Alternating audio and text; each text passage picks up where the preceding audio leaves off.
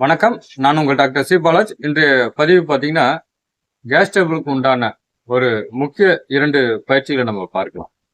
உணவு எடுத்த பிறகு செய்யறதா இருந்தா, ஒரு 3.5 மணி நேரம் சென்ற பிறகு இந்த பயிற்சி என்பது நம்ம செய்யலாம். லிக்விட் டயட்டா எடுத்தீங்கன்னா, ஒரு 1/2 மணி நேரம் சென்ற பிறகு நம்ம செய்யலாம்.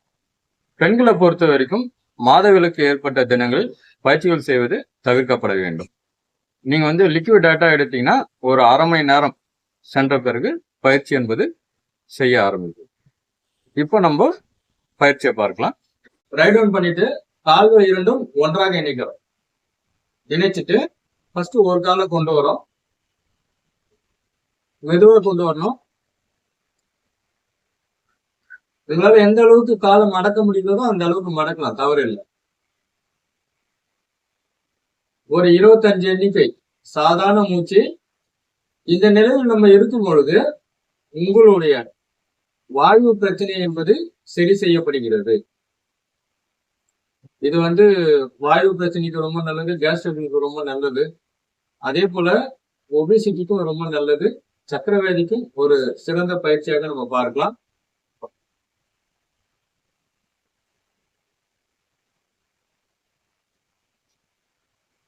அதே போல பெண்களுக்கு பாத்தீங்கன்னா யூட்ரஸை ஸ்ட்ரென்தன் பண்ணக்கூடிய ஒரு முக்கியமான ஒரு பயிற்சியா பார்க்கலாம்.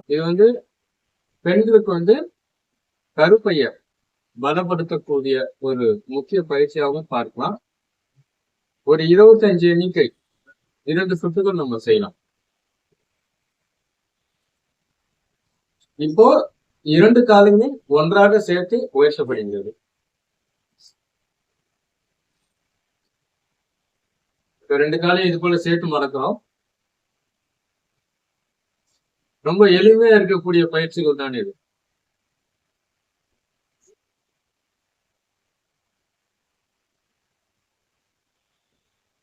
உடல் பருமனும் நன்றாக குறையக்கூடிய ஒரு நிலையை நம்ம பார்க்கலாம்.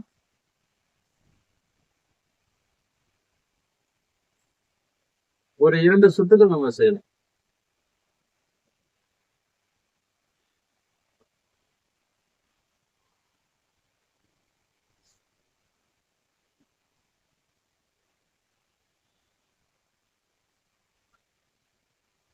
இப்போ 2வது பயிற்சி பார்க்கலாம். இது போல நிலையில அமரலாம், தவறு இல்லை.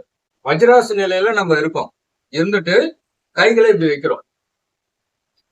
நீங்க இப்படி வைக்கலாம், தவறு இல்லை. வச்சுட்டு ஃபார்வர்ட்ல டவுன் பண்றோம். ஃபார்வர்ட்ல டவுன் பண்ணும் பொழுது, அதாவது முன்னாடி வளையும் பொழுது மூச்சு காத்து வெளியில போகும். பின்ஸ்தானத்துல போகும்பொழுது மூச்சு காத்தானது இழுக்கப்படுகிறது. அந்த நிலையில சாதாரண ஒரு மூச்சு ஒரு 25 எண்ணிக்கை நம்ம செய்யலாம். நீங்க இப்படியும் வைக்கலாம், தவறு இல்லை.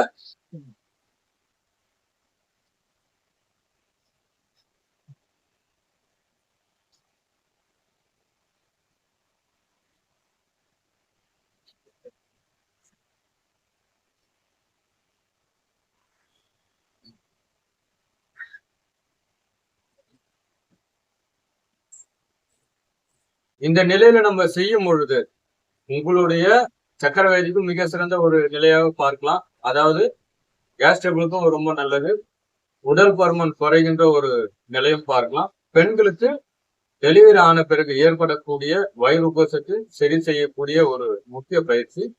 இந்த 2 பயிற்சியும் ரெகுலரா செய்யும் பொழுது உங்களுடைய வாயு சம்பந்தப்பட்ட பிரச்சனைகள் சரி செய்யப்படுகிறது.